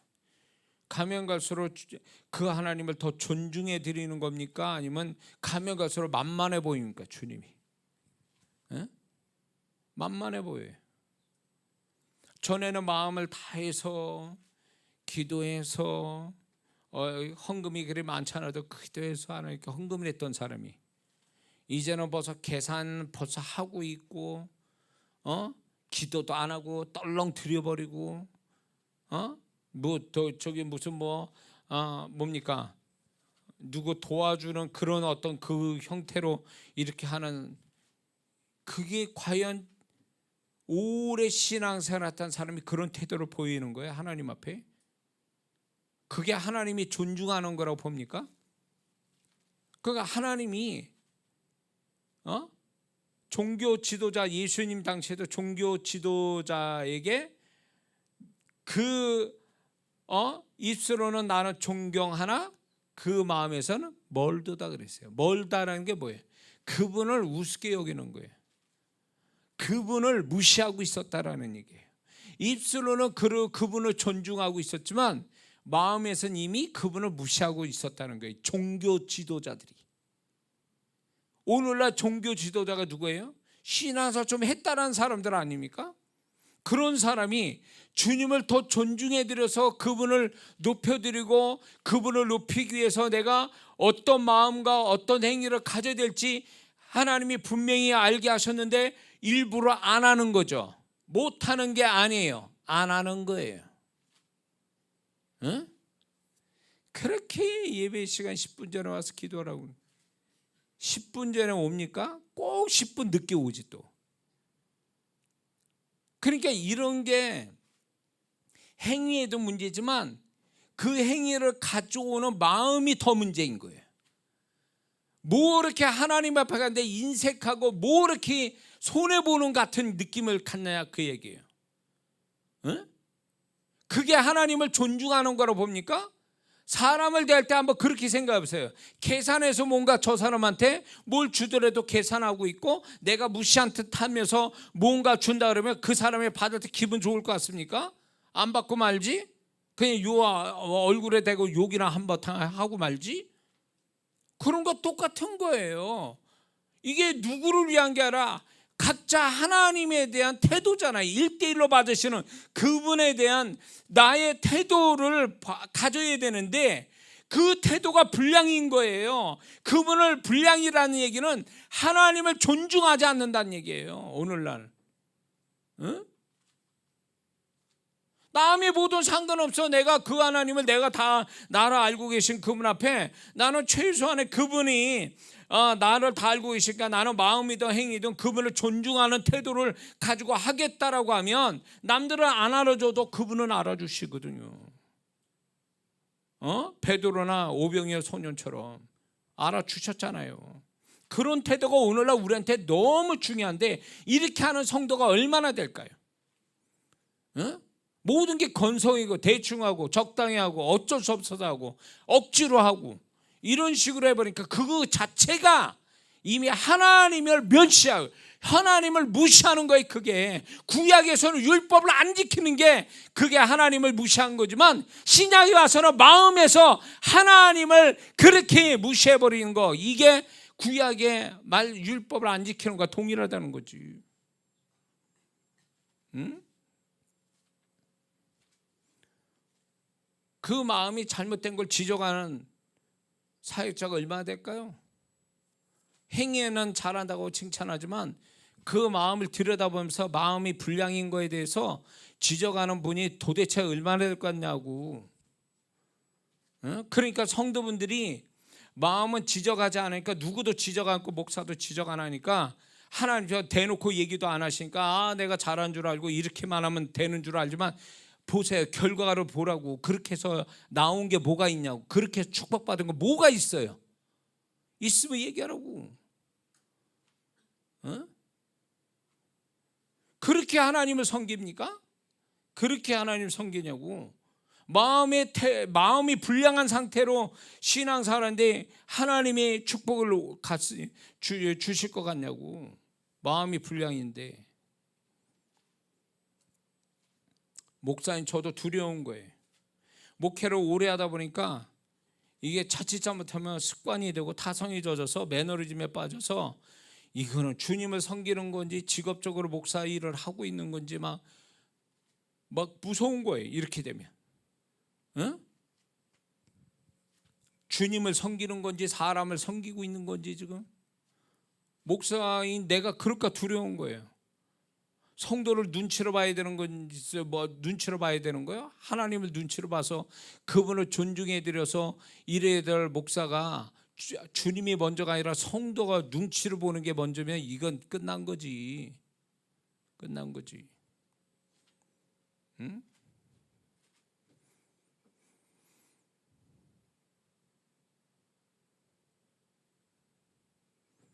하나님이 제가 성도를 많은 성도를 섬기도록 허락하지 않으신 것은 그런 것 같아요. 성도 눈치 볼까봐, 눈치 봐서 성도들한테 성도들 눈치 봐가지고 하나님이 시킨 대로 안 하고 성도들 눈치 봐가면서 목회할까봐 성도를 많이 안 주시는 거예요. 만약에 주시면 제가 그렇게 변질될까봐. 그래도 성도가 그리 많지 않으니까 제 마음대로 하고 싶은 대로 주님 주시고자 하는 메시지를 막 전하게 되는 거죠. 제가 설교 준비를 하면 솔직히 전에 목회 이제 막 어느 정도 몇십 명 되고 막 이렇게 할 때에 설교를 준비할 때 분명히 하나님이 영감을 읽어 주셨는데 이걸 설교하면 분명히 저 성도 오해할 수 있고 저 성도 분명히 저거 상처받을 텐데 그래가지고 이걸 하지 말아야 되나? 근데 그렇다가는 하나님은 전하라고 주셨는데 안 하면 이거 불순종이고 인간적인 목사가 되는 거고 성도를 두려워하고 성도의 눈치 살피는 목사가 될까봐 그게 갈등을 가지면서 그러면서 그 성도가 말씀은 전해야 되니까 그러기 위해서 말씀을 어떻게 해야 될까? 말을 어떻게 만들어야 될까? 이 고민을 한 적이 한두 번이 아니에요. 이거를 뺄까 더할까? 말을 어떻게 고칠까? 이걸 고민하면서 설교를 준비했던 적이 있어요. 그 목회 시작할 때 저는 솔직히 말해서 몇 번은 그런 것 같아요. 성도가 이걸 설교하면 못 받아서 시험 들어가지고 어떻게 할까봐 그 설교를 피해갔던 적도 있어요. 근데 지금은 어림도 없죠. 왜냐하면 이렇게 해서 제가 될 문제가 아니에요. 제가 이렇게 되면 제가 불쌍하더라고요. 내가 불쌍해. 하나님 앞에 만약에 이렇게 되면 하나님께 불쌍해서 그분이 날 버리실 거고 내가 이렇게 한다고 성도들이 날 어떻게 잘해주는 것도 아니고 중간에 낑겨가지고 완전히 불쌍한 목사가 되는 거죠. 그럴까봐 무서운 거예요. 그럴까봐. 그래서 저는 우리 성도들은 정말 제가 우리 성도, 우리 주호신교회 성도 내지는 유튜브를 통해서 아주 줄기차게 제 설교 듣고 은혜 받은 성도한테 너무너무 고마운 게 뭐냐면 제 설교는 그냥 제가 주님이 하라고 하시는 말씀 그대로 액면 그대로 다 하거든요. 그러니까 소위 말해서 그런 분들이 자주 얘기해 막 찔림받아 막 이렇게 아프다는 거예요. 제 설교가 편안치 못하고 막 가시방석에 앉은 기분이고 막 목사님 설교 들으면 내가 막 죄인 돼가지고 지옥 갈 사람 같이 느껴지고 막 회개 안 하면 죽을 것 같고 막 이렇게 생각이 든다 그러길래 그 설교를 한 번만 듣는 게 아니라 계속 듣고 계속 온다는 자체가 나보다 강하구나. 나보다 그리고 한편으로 고마운 거예요. 왜냐면 제가 여러분에게 억하심정이 있어서 제가 그렇게 설교하겠습니까? 언제 봤다고 내가 무슨 감정이 있다고 그렇게 하겠습니까? 저도 원고 없는 설교를 2시간씩 막 하잖아요. 그 얘기는 뭘까요? 내가 무슨 말을 하는데 헛소리 하는 겁니까? 저는 기도를 이걸 위해서 몇 시간씩 기도하고 강단에 서서 설교를 할 때 저 생각과 다르게 주님이 주시는 말씀이 있어서 제가 전달하고 있는 거죠. 전달해 줄 뿐이에요. 제가 재판장이 아니고 저도 이 메시지를 전하면서 저도 이 메시지에 두려움을 느끼고 이 메시지에 회개할 거리를 찾는 사람이거든요. 제가 대서가 아니란 말이에요. 근데 놀라운 거는 제가 이 설교를 할 때에 시작할 때 부흥사역을 바깥으로 나갈 때 이 설교를 감당할 성도들이 없을 것 같다는 생각이 들어요. 이거는 대중적인 설교도 아니고 이거는 진짜 특별한 성도, 좀 소위 말해서 좀 아주 특별한 사람들만 들을 설교 같다. 그러니까 나는 내 설교에 대해서 소위 말해서 내 자신도 두려운 거예요. 이 설교를 들을 사람이 많을까? 있을까? 이런 생각하면서 목회를 한 거거든요, 사실. 그래서 그래, 이게 만약에 하나님이 제가 하라고 그래서 하지만 하나님이 들을 사람은 보내실 거다. 그 사람만을 위해서 나는 준비된 사역자다, 이렇게 생각해요. 나는 대중적인 사역자는 아니라고 생각해요. 나는 수많은 사람들이 공감할 수 있는 설교자는 아니다, 이렇게 저는 생각했거든요. 실제로 제가 설교할 때 못 알아듣는 사람도 많아요. 목사님 무슨 설교하는지 모르겠고, 목사님 왜 이렇게 그냥 그런 막 소리 질러대면서 그렇게 얘기하냐고 그런 사람도 있고, 그러면서 그런 성도가 있어서 만약에 제 설교가 정말 와닿지 않고 주님의 음성이 아니고 인간 이장한 목사의 소리로 나가서 시끄럽게 들려서 들을 얘기가 없다라고 만약 그런다면 저는 설교자로서는 끝난 거거든요. 하지 말아야 되는 거거든요. 근데 감사한 거는 뭐냐면 저의 설교를 통해서 많은 분들이 깨달음을 가지고 주의 음성 들은 성도들이 여전히 지금까지 20년 넘었어도 여전히 지금 또 듣고 계신 분들이 있고, 이걸 통해서 복을 받고 깨닫고 회개하고 변화받고 이런 분들이 있다는 것은 이장원 목사가 설교를 잘해서가 아니라 주님이 보증하셨다고 전 보는 거예요. 맞다, 그 설교가 주님이 보증해 주셨기 때문에 역사가 온 거지, 이장원 목사의 소리로 역사하겠냐고, 핏대 올려서 얘기한다고 되겠냐고, 그건 아니라 봐요. 그리고 한때는, 지금 모르겠어요, 한때는 저도 깜짝 놀란 게 해외 32개국 한인들이 제 설교를 듣고 있었다라는 거예요. 그럴 때 제가 뭐가 얼마나 설교를 잘하는 목사길래 그렇게 듣겠냐고, 그건 아니라 봐요.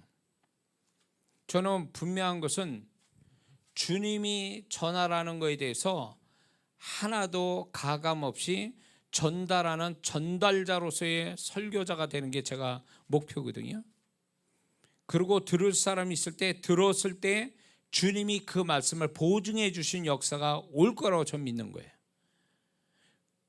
그래서 저는 그 소신을 가지고 지금 설교를 하고 있는 거고요. 그리고 주님이 오심이 가까운 이때가 됐기 때문에 저는 침례 요한의 사역이 3가지거든요. 침례 요한의 사역 3가지가 뭐냐? 우둔한 자를 지혜롭게, 아비의 마음을 자식에게, 주의 오심을 예비케 하는 것, 이 3가지가 침례 요한의 사역이거든요. 근데 저는 그게 청년 때 제가 받은 거거든요, 그 말씀을요. 그래서 저는 주님이 오심이 가까운 이때에 저는 이 3가지 사역을 저한테 전 주셨다고 봐요. 그래서 영혼들이 정말 진짜 이 마지막 때에 주님이 이렇게 잘 분별이 안 돼서 혼미하고 앞뒤로 모르고 좌우로 모르는 성도들이 많은데, 그 영혼들을 분별시켜서 어떤 방향으로 가고 정말 주님과 어떻게 살아야 될지에 대해서 이 부분을 저를 통해서 주님이 영혼들에게 전달하고 있다고 저는 믿거든요. 믿습니까? 그래서 그거를 위해서 사명으로 제가 지금까지 하고 있기 때문에 오늘날 엄청난 이 메시지를 얼마나 듣습니까, 여러분들이? 근데 여러분들이 그걸 아셔야 돼요. 그 수많은 영적인 이야기 속에 과연 나를 알게 하고 주님과 사귐을 더 가까이 하고 주님이 이끄시는 그 방향으로 흘러가게 하고 결국은 신부의 신앙을 가져서 주님께 들림받을 자로서 만들어 주고 있느냐는 거예요. 그게 된다면 그 메시지는 항상 듣고 있어야 돼요. 그렇지 않고 자꾸 이게 이런 방향이 아니고 자꾸 다른 쪽으로 간다면 듣지 말아야 되는 거예요. 영적인 공해가 엄청나게 많다고. 지금 영적인 공해, 소음, 소위 말하면 듣지 말아야 될 소리, 쓰잘데없는 이 공해와 같은 영적인 소리들이 여러분들 굉장히 많기 때문에 가려서 들을 필요가 있습니다. 그래서 주님 앞에 우리가 정말로 뭡니까? 중요한 것은 우리의 신앙은 우리끼리 평가하는 게 아니에요. 우리가 격려하고 위로하고 또 목사로 책망도 하고 그럴 수 있지만 이게 전부가 아니라는 거예요. 우리 신앙은 사람 보여주기 위한 신앙이 아니란 말이에요. 우리 신앙은 결국 그분이 인정해 주셔야 이게 진짜 신앙이고 이게 성공적인 신앙 아니에요? 그렇기 때문에 주님이 인정하는 신앙이 되려면 무엇이 먼저가 돼야 되냐면 우리를 구원하신 그 주님, 그분을 먼저 존중하는 태도로 갖는 게 대단히 중요하다는 거예요. 그분을 존중하는, 그게 말로만 주님, 제가 주님을 찬양합니다, 뭐 좋아요.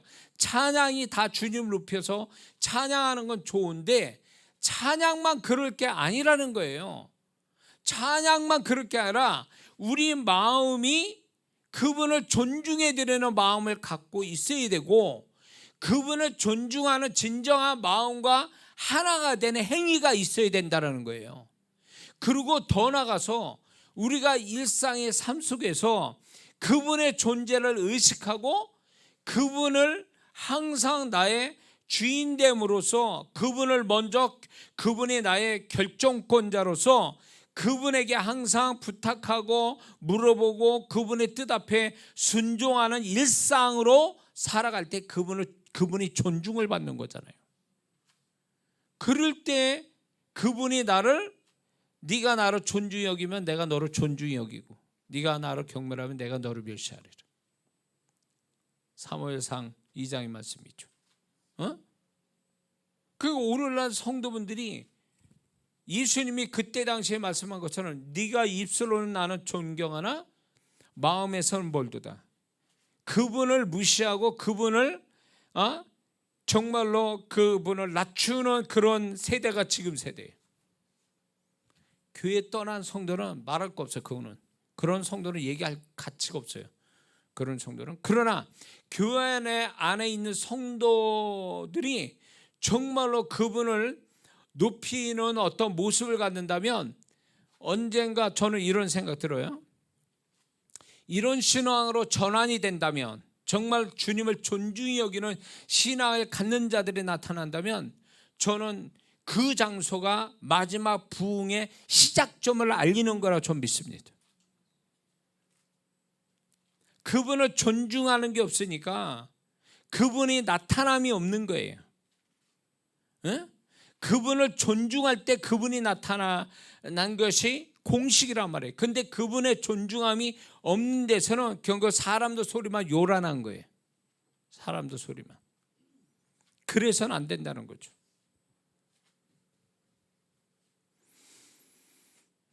자, 여러분들이 오늘 숙제처럼 생각이 될 게 뭐냐면, 나는 과연 그분을 존중히 여기며 그분을 존중해 드리면서 신앙생활을 하는가를 생각해 봐야 돼.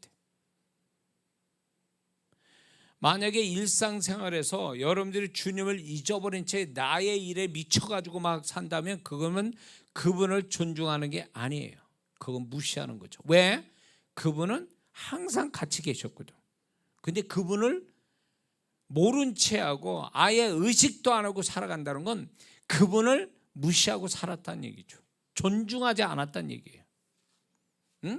자, 교회 안에 영적 행위에서도 마음으로 그분을 존중하지 않는 성도가 일상으로 돌아가서 정말로 자기 삶 속에 그 주님을 존중히 여기며 존중을 받게끔 하는 삶을 갖고 있느냐? 그러면 그렇지 않다라는 거죠.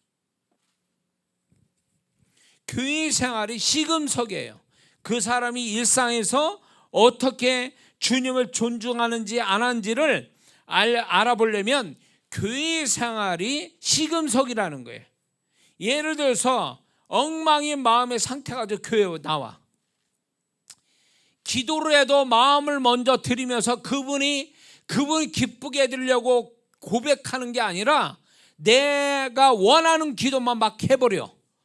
이거는 그분을요 존중히 여기는 게 아니에요. 이거는 말은 형태는 그냥 막 하나님 제가 이렇게 문제가 있습니다 라고 이렇게 막 얘기하면서 도와주세요. 이게 주님을 존중하는 것처럼 여러분들이 생각할 때 주님을 존중하는 것 같죠? 이건 아니라는 거죠.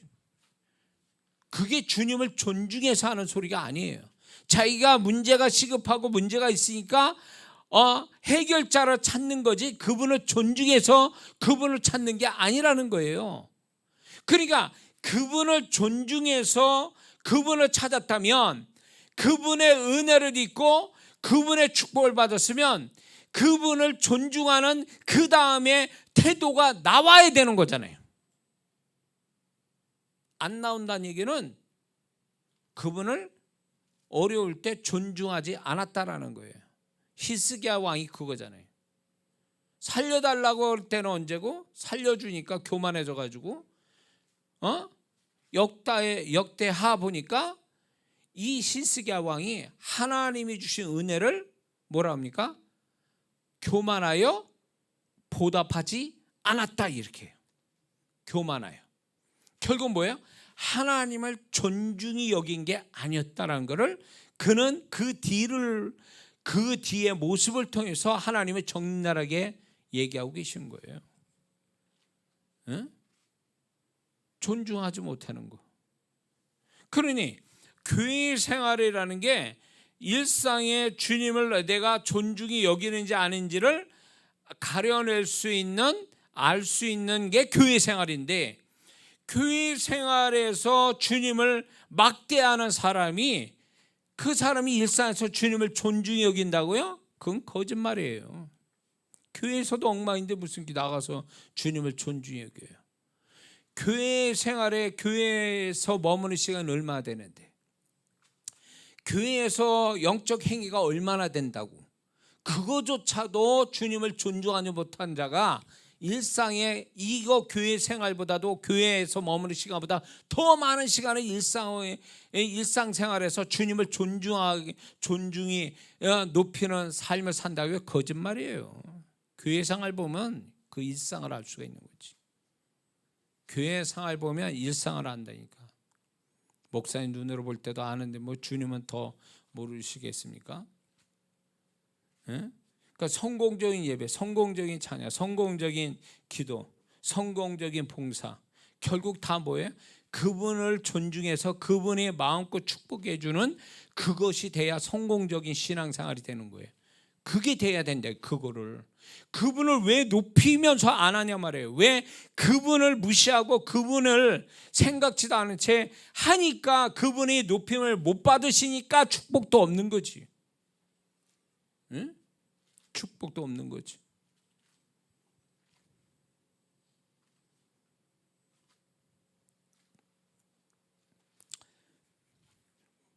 제 아들하고 제 며느리가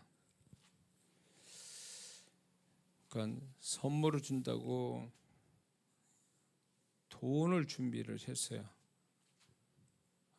제가 이제 가물가물한데 하여튼 우리 며느리가 얘기를 하기로는 돈을 이렇게 이제 선물처럼 우리에게 주기 위해서 데렸다는 거예요. 대리미로. 그렇죠? 박목사? 그 말 듣는데 짜르르 하더라고요. 얘네들이 그거를 뭐 꼭 알아달라고 하는 얘기겠지만은,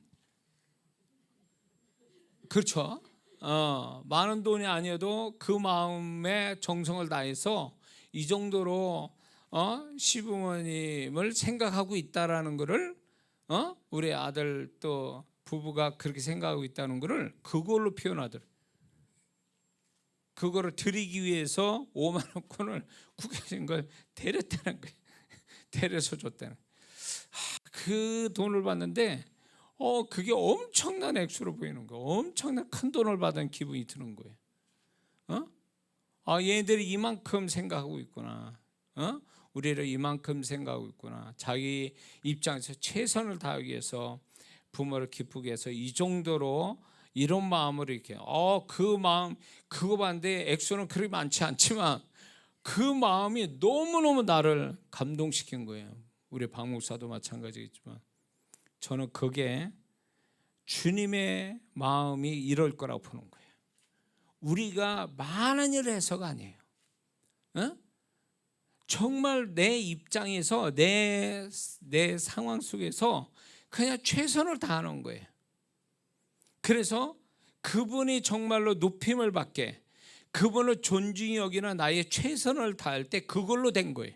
그걸로 하나님은 넌 됐어. 네가 그걸로 나를 감동시켰지. 넌 그거 정말 됐어. 나는 넌 크게 받은 건 너는 그걸로 통해서 나는 크게 받았어. 그러니까 나는 너무 기분 좋다. 네 그런 모습에. 이거거든요. 신앙이라는 게 이거잖아요. 행위의 문제가 아니라 행위값을 달아보는 게 아니라 마음과 마음이잖아요. 마음과 마음. 그렇게 대리미를 다리는 그 아들과 며느리의 그 마음, 또 내가 받는 그 마음, 액수로 본 게 아니죠. 만약에 얼마 가져왔니? 이러겠다. 액수로 본다면 이거는 내가 문제 있는 사람이죠. 내가 문제가 있는 사람인데 나는 그걸 보면서 어떤 선물보다도, 어떤 큰 선물보다도 나는 큰 선물을 받았다는 생각이 훅 들어온 거예요. 응? 주님이 그러실 거라는 거예요. 베드로의 모습에서 오병이어 바친 그 소년에서 주님도 그렇게 하셨다고 보는 거예요. 그 마음으로 받으셨고 크게 축복하신 거죠. 감동받으신 대로. 응? 신앙이라는 게 정말 어려운 건 아니거든요. 그분과 마음이 소통되면서 그분의 마음을 기쁘게 드리는 것, 그거는 결국 그분의 마음을 기쁘게 한다는 게 무슨 큰 일을 하는 게 아니라 내가 그분을 존중히 여기는 마음을 갖는 것, 존중히 여기는 마음에 최선을 다하는 것, 그걸로 되는 거예요. 그걸로 그분은 큰 거로 받으셨다고 생각하신 분이죠. 큰 거로 받으셨어요. 그 부부가 이렇게 하는 걸로 인해서, 대리미로 이렇게 한 걸로 인해서 제 주머니에서 돈은 엄청 나갔거든요. 또 후에 아우 기특하다. 그래 밥 먹으러 가자. 비싼 거 먹으러 가자. 결국 그거예요. 부모 마음이 그렇잖아요. 그게 하나님 아버지의 마음인 거죠. 그래, 너는 그런 모습, 그렇게 해서 나를 기쁘게 하려고 최선을 다했구나. 그러면 그분은 그거 하나로 만족해 하시는 거예요. 다 가지시면 그 하나님이 뭘 그 아쉬워서 우리한테 더 받으시려고 하겠냐는 거예요. 중요한 건 그분이 받으실 때 크게 우리에게서 크게 생각하시는 부분을 바로 이 부분이에요. 마음을 다해서 그분을 존중히 여기는 그 마음, 그거 하나면 그분은 그걸로 다 받으신 걸로 생각하시는 거죠. 우리는 그런 신앙을 가져야 되는 거예요. 그거. 그럴 때 그분의 마음이 내가 그분을 감동 그렇게 드리면 그분은 또 감동을 나한테 주시거든요. 그러면 내가 막 그 감동에 겨워서 또 울컥하죠. 그러니까 그분과의 이론 속에서 한층 더 가까워지는 거죠. 그분과 한층 그분과 마음으로 가까워질 때 무슨 생각 툭 드냐면 나는 하나님 알아. 나는 하나님 마음을 알아. 난 그분이 누군 줄 알아. 이렇게 말할 수 있어요. 그때부터는. 그래서 다윗이 시편에서 나의 하나님이라고 표현을 굳이 하거든요. 조상의 하나님이 아니면 그냥 하나님 이렇게 얘기해도 되는데 다윗은 나의 하나님이라고 이렇게 표현하거든요. 그 얘기는 뭘까요? 하나님을 이렇게 시편을 읽어보면 하나님의 감성, 하나님의 마음과 마음이 소통된 어떤 것을 느끼게 되거든요. 시편을 읽다 보면 결국 이걸 통해서 다윗은 자신 있게 나는 이 하나님, 나의 섬기는 하나님을 알고 있다라는 표현을 이렇게 하는 거예요. 나의 하나님이라고. 그러니까 여러분의 각자의 그 하나님, 여러분의 각자의 그 주님을 마음과 마음이 소통돼서 가까워지면 우리는 자신 있게 나는 내 주님은 이런 분이야. 내가 주님을 알고 있어. 그게 얼마나 나를 뿌듯하게 만들고 나를 행복하게 만들고 이게 얼마나 나를 담대하게 만드는지 우리는 이걸 경험하며 살아가야 하는 거죠. 그러면 삭막하고 겨울 한겨울에 찬바람 부는 이 세상에서 그분 때문에 훈훈하고 그냥 그 살얼음 그 강추위에서도 그냥 뜨뜻한 어떤 마음과 몸을 가지고 이 세상을 살아갈 수 있는 능력이 바로 그분과 소통하면서 그분의 마음을 받고 가까워질 때 이런 일이 벌어진다는 거죠. 그걸 경험하며 사는 게 신앙인 거죠. 너무 우리는 신앙을 아주 몸이 건조하게 신앙생활하니까 재미가 없는 거예요. 재미가 없어요. 지루하고 딱딱하고 재미없고 지겹고. 이 신앙은요, 이렇게 생각하는 사람은 이미 주님에서 멀리 떨어진 사람이에요. 주님이 그를 떨어뜨려 놓은 게 아니라 그 사람 스스로가 주님에 대한 태도가 불량인 것 스스로 증명하는 거예요. 주님은 그런 분이 아니거든요. 얼마나 그분의 감성이 풍성한데, 얼마나 나보다 더 풍성한 감성을 가지고 나를 상대하고 계시는데 어떻게 그런 말을 합니까? 어떻게 그런 생각을 갖게 돼요? 어떻게 그런 느낌 가지고 신앙생활 하냐고. 그 사람은 이미 주님과 한창 멀리 있기 때문에 이 소리 하는 거예요. 은혜가 되십니까? 자, 이제부터 좀 더 또 오늘 또 이 못 가네, 진행이 안 되네. 하여튼 저와 여러분들은 주님을 존중히 여기는 신앙을 가져서 그분이 나를 존중해 주시는 은혜로 또 살아가는 저희들 되어야 될 줄 믿습니다. 기도하겠습니다.